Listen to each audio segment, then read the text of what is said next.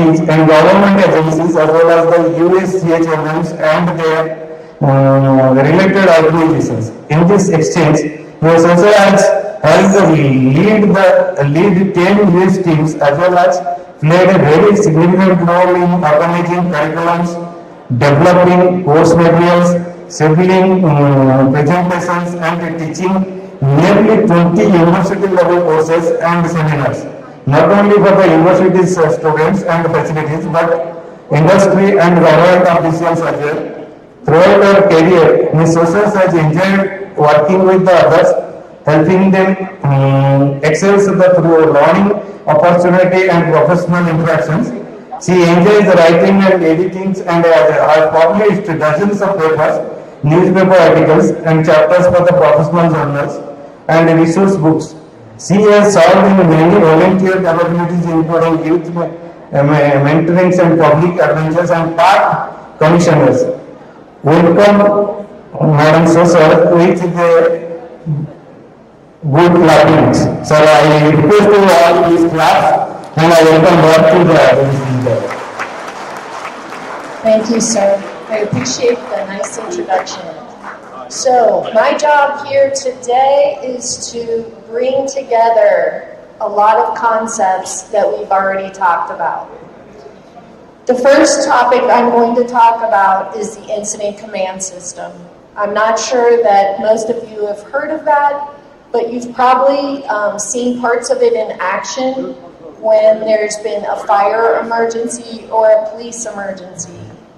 Emergency responders in industry as well as in the public in the United States and here too, I'm sure, use the incident command system. So that's the first part of what we're going to talk about in this particular module. The second part is a discussion of what is known as integrated contingency planning. You've heard some of the other speakers mention emergency response planning. This is a bigger take on emergency response planning. It covers more areas than just, say, a chemical emergency. So the first part I will talk about is the incident command system, which is how we communicate during emergencies. As anybody who's been involved in an emergency knows, there are a lot of moving parts, a lot of people, a lot of equipment, a lot of concerns that occur during that time. And in order to keep tabs on what is happening, we've created a system of communication in order to streamline and make effective the responses during those emergencies. Okay, here we go. Okay, so how did this all happen? Well, how it happened was people realized that during emergencies, there was a lot of confusion. There was a lot of opportunity for mistakes. So in order to address that, they had to come up with a standardized concept to allow a streamlining of this process. What is nice about this is it allows all the agencies or responding parties to be involved in a coordinated fashion. It has considerable flexibility, which in an emergency is critically important.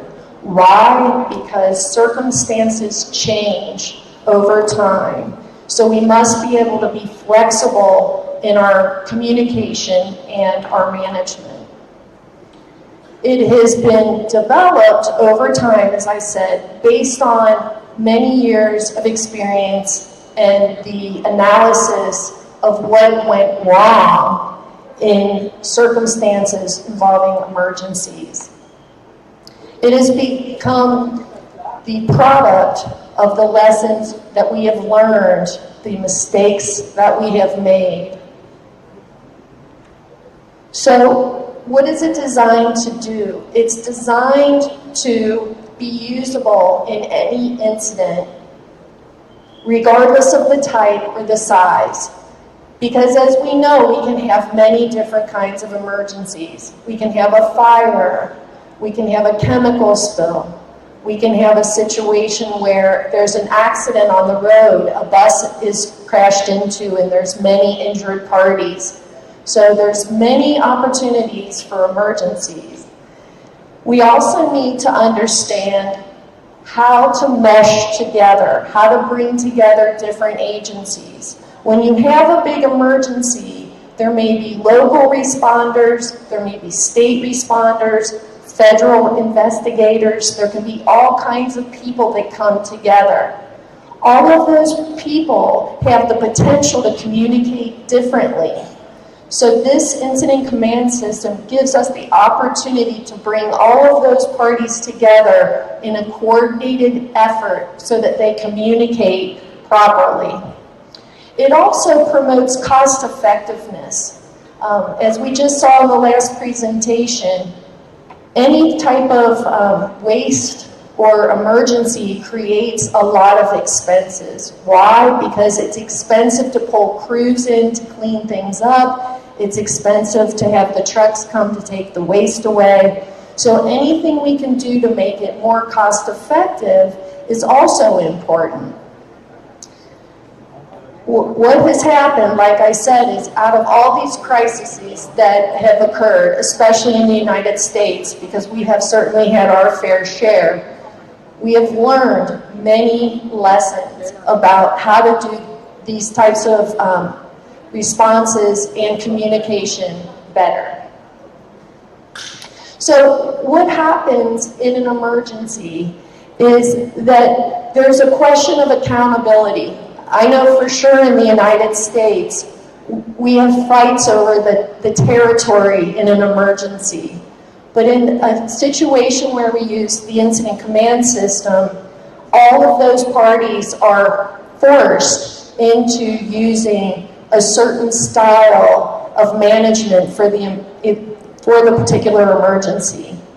The other part that's important is that we have concise communication. I don't know if when you were children they played the game with you called telephone.